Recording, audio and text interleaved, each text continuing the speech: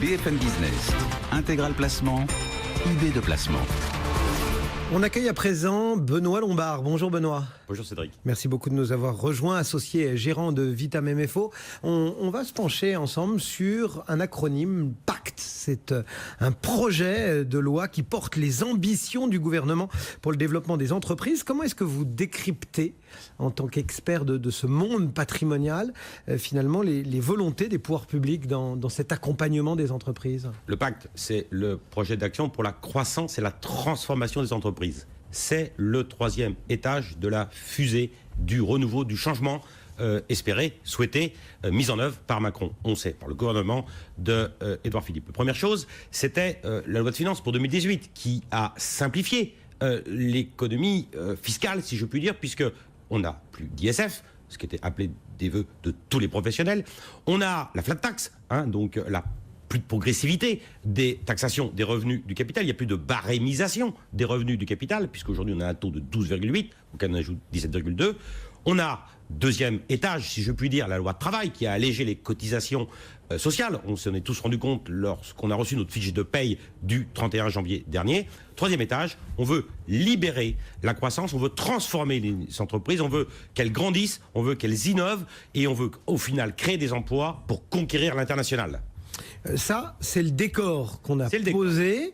Qu'est-ce qu'on peut dire de la méthode mise en place qui est quand même très particulière et très proactive? Oui, méthode de co-construction. On sait qu'on a 5000 entreprises de taille intermédiaire en France, il y en a 10 000 au Royaume-Uni, il y en a 14 000, c'est le poumon économique en Allemagne. Eh bien, on veut qu'elles puissent croître. Et alors, la méthode originale, c'est la co-construction. Le gouvernement, entre le mois d'octobre et le mois de décembre dernier, a lancé une consultation publique qui a été parachevée, si je puis dire, par le grand rendez-vous de l'investissement productif à l'Assemblée nationale le 22 janvier dernier et qui s'est achevé en une deuxième phase le 5 février dernier, hier, par la consultation publique.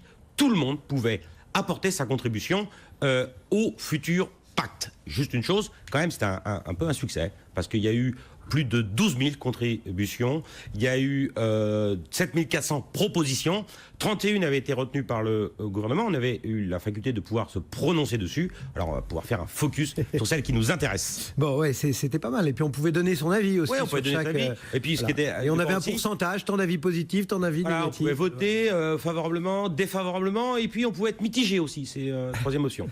Bon, alors justement, quelles sont celles que vous avez retenues, qui vous tiennent à cœur, et dont vous avez l'impression qu'il faut vraiment les porter, qu'elles ont toutes leur raison d'être finalement? Dans le monde de la gestion privée, dans le monde de la gestion de patrimoine, on va dire il y a à peu près 3 volets. Il y a un volet fiscal, tout d'abord. Donc il faut figer la fiscalité. Les réformes ont eu lieu, conservons-le pendant 5 ans. C'est un élément qui est très important pour qu'on puisse donner cette stabilité que tous les Français appellent de leur vœu. On veut aussi, sur le volet fiscal, baisser tout de même les droits de succession, les droits de donation. Juste une chose, un rapport du CREDOC qui a été publié depuis le début de l'année nous donne ce chiffre énorme. 87% des Français sont, on les comprend, réfractaires aux droits de succession. Tandis que le Conseil des prélèvements obligatoires dit qu'il faut les augmenter, les Français disent on n'est pas d'accord.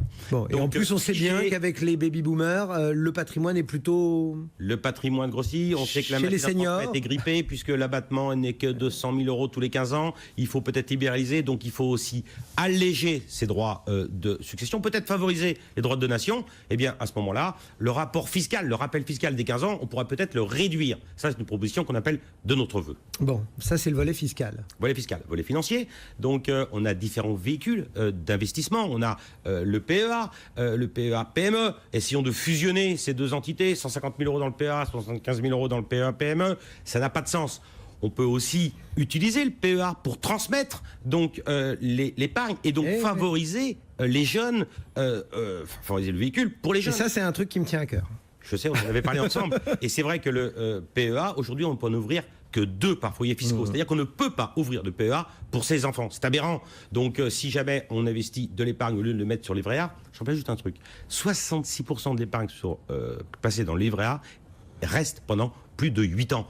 Mieux vaudrait l'affecter dans un PEA ouvert. Il faudrait qu'il y ait un PEA jeune, qu'on supprime le livret A pour les enfants, qu'on mette un PEA jeune qui soit bloqué jusqu'à 18 ans après le mode de déblocage. Exactement. On voit, et que ce soit défiscalisé pour les parents et les grands-parents qui puissent verser dessus. Exactement, permettrait de lisser les investissements et puis ça permettrait d'accompagner le besoin en fonds propres des entreprises. Bon. Donc c'est quand même un point qui est important. On pousse ce PEA jeune, s'il vous plaît, monsieur le ministre. On le pousse, on l'a écrit, vous avez contribué, nous avons tous contribué sur ce projet de pacte pour aller vers ce sens. Aussi, l'assurance vie, sanctuariser l'assurance vie, il y a 3 méthodes d'assurance vie, on a l'actif garantie, on a les fonds Eurocroissance, on pourrait peut-être le développer. Je rappelle que le fonds Eurocroissance donne une garantie en capital au bout de 8 ans. Eh bien, pendant ces 8 années, on pourrait peut-être drainer plus d'épargne vers les PME, flécher l'épargne vers ces PME pour qu'elles deviennent ces ETI, et puis aussi favoriser l'unité de compte dans l'assurance vie. Je rappelle que le monde des conseillers en gestion de patrimoine investit massivement dans les unités de compte de contrat d'assurance vie. Ça va dans le bon sens, puisque nous savons tous que les fonds euros sont amenés à avoir une rémunération qui descend et qui, à un moment donné, ne protégeront plus de l'inflation. Un mot de retraite aussi ou pas? Un mot de retraite, bien sûr. Il y a des dispositifs qui existent, qui se cumulent aujourd'hui entre le PERCO, entre le PERP, donc entre la loi Madelin. Eh bien, non pas simplifier, puisque chaque dispositif a sa propre vocation, donc, mais accompagnons l'enveloppe fiscale qui permet d'investir au sein de ces véhicules, donc notamment pour les lois Madelin et pour les PERP. Augmentons le disponible fiscal et puis offrons aussi toujours la faculté à nos épargnants de sortir, non pas sous forme de tunnel, c'est-à-dire par rente, mais en capital. Ça, c'est le PERCO. Conservons chaque dispositif. Essayons de modifier la fiscalité qui s'applique au dispositif qui offre un avantage fiscal à l'entrée et simplifions la fiscalité au dispositif qui offre un avantage fiscal à la sortie, c'est-à-dire une défiscalisation. Un petit mot juste du volet juridique aussi avant de conclure. Oui, sur le volet juridique, on sait par exemple qu'on a un dispositif qui fonctionne très bien, qui est la loi Dutreil, qui permet d'exonérer donc bien évidemment les transmissions de parts de sociétés pour peu qu'il y ait un engagement collectif sur 6 ans. Il y a une nouveauté qui nous donne un peu de flou et d'incertitude, j'allais dire, dans le dispositif qui est proposé par le gouvernement d'Édouard Philippe. Je souhaiterais, moi, qu'on conserve ce qui existe aujourd'hui pour éviter de conditionner ce dispositif d'abattement de 75% sur les titres qui sont partie du pacte, donc pour qu'on puisse le conserver, le système qui existe actuellement. Bon, en conclusion, on attend avec impatience la synthèse, la loi, le projet de loi. Petite chose aussi très importante, c'est l'éducation financière. Eh oui. Donc, bon, mais ça, on a l'impression d'en faire tous les jours sur BFM Business, donc on est content cette antenne sert à cela, mais il faut qu'on pousse à la fois peut-être les auditeurs de BFM, mais aussi qu'on puisse ouvrir par des MOOC, par des systèmes d'information. Donc, je rappelle qu'il y a un site qui est très bien fait, qui s'appelle La Finance pour tous, qui peut permettre aussi donc aux épargnants de s'enquérir du système financier dans lequel on repose. Merci beaucoup Benoît. Benoît Lombard pour Vitam MFO, régulièrement au cœur d'Intégral Placement sur BFM Business.